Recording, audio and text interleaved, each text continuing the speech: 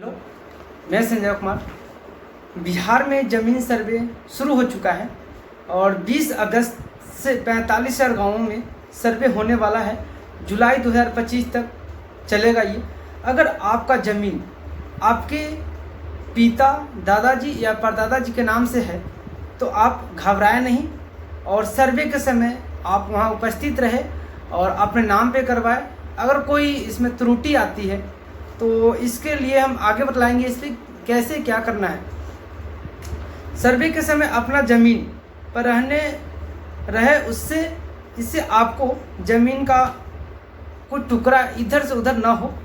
अगर आप घर पर नहीं रहते हैं तो आपको ज़मीन इधर से उधर हो सकता है, कोई थोड़ा ज़मीन इधर या थोड़ा ज़मीन उधर। तो इससे बचने के लिए आप घर पर रहिएगा तो अच्छा है। अगर नहीं रहते हैं घर पे, घर से बाहर रहते हैं, बिहार से अगर कहीं दूसरे स्टेट में या कोई देश में रहते हैं तो आपके पास एक वेबसाइट है बिहार का DLRSBihar.com। इस पे जाइए और ये पोर्टल खोलिए। ये पोर्टल में हर एक चीज़ का जानकारी आपको मिलेगा और कैसे क्या करना है और कैसे फॉर्म को फिलअप करना है। अगर कोई ज़मीन इधर से उधर हो जाता है तो और उसको फिलअप करने के बाद सबमिट कराइएगा और सबमिट कराने के बाद उसका रिजल्ट आपको हाथ में आएगा। देखिए, बिहार में इस ज़मीन का सर्वे होने का जो स्टार्ट हुआ है 20 अगस्त से और ये लगभग सुनने में आ रहा है कि जुलाई अगस्त 2025 तक जाने वाला है। तो इसमें बहुत सारा ऐसा ज़मीन है जो गैर जमरुआ सुने होइएगा नाम से जो ज़मीन रहते हैं। तो वो अगर आपको पिताजी, दादाजी, परदादाजी या आपको खानदान में किसी के नाम से है तो अगर आपको कागज़ है तो ठीक है, या खतियानी कागज़ है तो फिर भी ठीक है। अगर नहीं है तो उसको आपको खाता खेसरा अगर याद है उससे भी हो जाएगा। अगर नहीं है तो उसका भी सॉल्यूशन है। मैं आपको बतलाया हूँ कि DLRSBihar.com पे आप जाइएगा, उस पर आपको हर एक समस्या का समाधान किया जाएगा। और इसमें जैसे कि आप सुनते होइएगा कि जैसे राम का ज़मीन है श्याम ने बेच दिया, श्याम का ज़मीन है राम ने बेच दिया। तो अब ऐसे नहीं होगा। सर्वे के बाद में सर्वे में यही उसमें निकल के आएगा रिपोर्ट कि जिसको नाम से ज़मीन है अब वही बेच सकते हैं, दूसरा कोई नहीं बेच सकता है। और ये एक और कारण है कि जैसे अगर कोई किसी का लड़का 4 भाई है और 4 भाई में अगर कहिएगा कि एक भाई जाके ज़मीन किसी के नाम पर रजिस्ट्री कर दे तो ऐसा भी अब नहीं हो सकता है।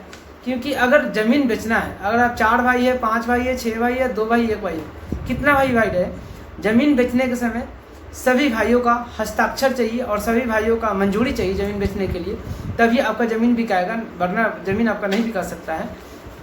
वो भी ज़मीन जो गैरमजरूआ ज़मीन है उसको लिए एक और है समस्या खड़ा हो रहा है कि अगर कोई सरकारी ज़मीन पर कब्जा कर रखा है 50 साल, 60 साल, 12 साल, 15 साल, तो ये ज़मीन आपको सरकारी हो जाएगा। क्योंकि ये सरकार के अंडर में आएगा तो सरकारी हो जाएगा।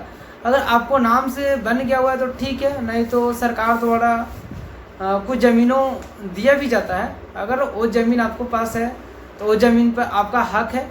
अगर ऐसा ज़मीन नहीं है जैसे सरकार आपको नहीं दिया है, अगर ज़बरदस्ती आप कब्जा करके रहते हैं तो वो ज़मीन आपका नहीं हो सकता है। तो मैं एक और बात बतलाऊँगा कि अगर ज़मीन में कोई त्रुटि होती है, जैसे कोई दादा परदादा के ज़मीन में, तो उसमें एक वंशावली बनता है। वंशावली में पूरा फॉर्म आता है। वो फॉर्म भरने के बाद हर एक चीज़ लिखा जाता है सही करने के लिए। अगर कोई त्रुटिहीन हो जाता है तो आप घबराइए नहीं। अगर आपका ज़मीन है तो आपको ज़रूर मिलेगा। अगर इधर से उधर भी हो रहा है थोड़ा बहुत तो आप DLRSBihar.com पे जाइए और इस पर हर एक चीज़ दिया हुआ है, हर एक समस्या का समाधान है। उस पर जाइए और फॉर्म को फिलअप कीजिए और अपना जो त्रुटि है उसको पूरा कीजिए। और बिहार में ये सर्वे स्टार्ट हो गया है। लगभग 45,000 गांव है बिहार में, 45,000 से ऊपर ये थोड़ा बहुत।